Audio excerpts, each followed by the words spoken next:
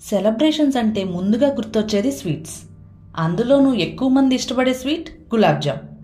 చూడగానే నోరూరించే, నోట్లో పెట్టుకోగానే మైమరిపించే ఈ గులాబ్ జామ్స్ని ఫస్ట్ టైం చేసే వాళ్ళైనా సరే చాలా ఈజీగా, టేస్టీగా, పగలకుండా ఎలా చేసుకోవాలో ఇవాళ ఈ వీడియోలో చూద్దాం. హాయ్, హలో, నమస్తే, వెల్కమ్ టు అవర్ ఛానల్.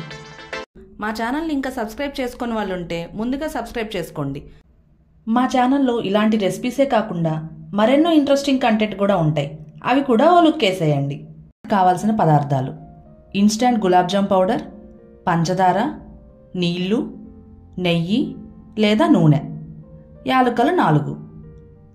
పిండి కలిపేటప్పుడు ముందుగా పౌడర్ కొలుచుకొని దాంట్లో సుమారుగా 1/4 వాటర్ తీసుకొని చూసుకుంటూ కలుపుకోండి. ఈ పిండిని చపాతీ పిండిలా గట్టిగా కాకుండా స్మూత్గా మునివేళ్లతో కలుపుకోవాలి.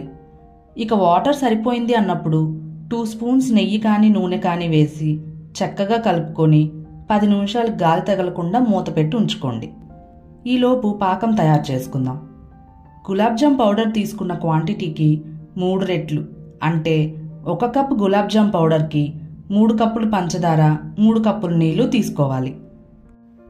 ఇప్పుడు స్టవ్ ఆన్ చేసుకొని గిన్నెలో కొలత ప్రకారం నీళ్లు, పంచదార తీసుకొని ఇలా కలుపుతూ ఉంటే తొందరగా పంచదార కరిగిపోతుంది.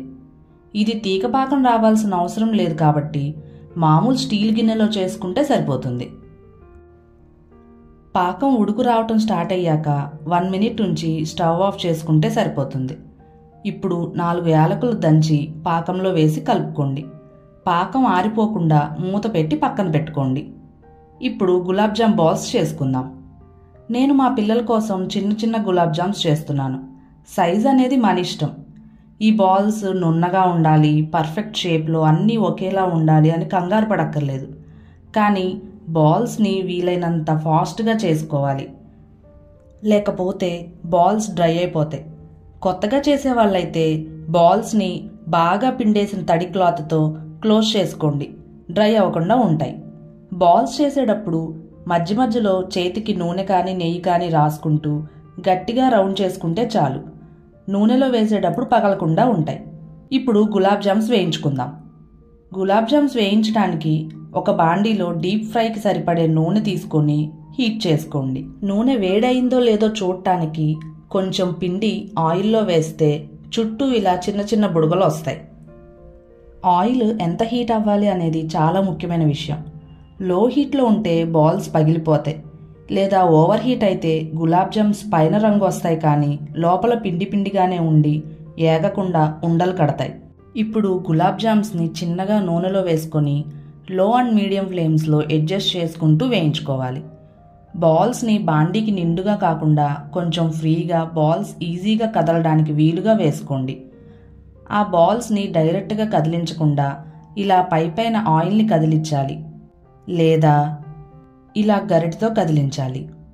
ఇలా చేయటం వల్ల బాల్స్ పగలకుండా అన్ని వైపులా చక్కగా వేగుతాయి. నెక్స్ట్ ముఖ్యమైన విషయం, బాల్స్ ఎప్పుడు తీయాలి. బాల్స్ గోల్డెన్ షేడ్ వచ్చాక ఇంకొంచెం సేపు వెయిట్ చేయాలి.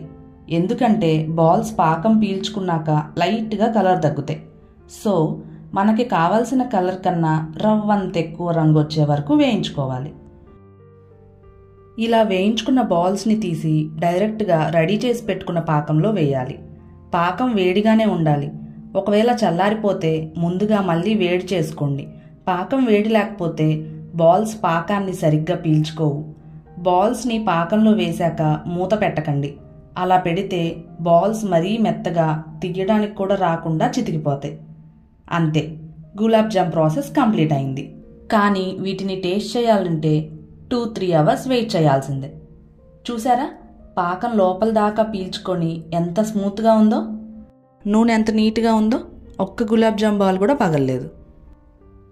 నేను చెప్పిన విషయాలన్నీ ఫాలో అవుతూ మీరు ఒకసారి ట్రై చేసి ఎలా వచ్చిందో నాకు కామెంట్ చేయండి. ఈ గులాబ్ జామ్స్ నార్మల్గా 4-5 డేస్ అయినా బాగానే ఉంటాయి. ప్రాసెస్ చక్కగా చెప్పాననిపిస్తే ఒక లైక్ చేయండి. ఎవరికైనా యూజ్ అవుతుందనిపిస్తే షేర్ చేయండి. మా ఛానల్ని సబ్స్క్రైబ్ చేసి బెల్ ఐకాన్ మీద ప్రెస్ చేసి ఆల్ అని సెలెక్ట్ చేయటం మాత్రం మర్చిపోకండి. Thank you.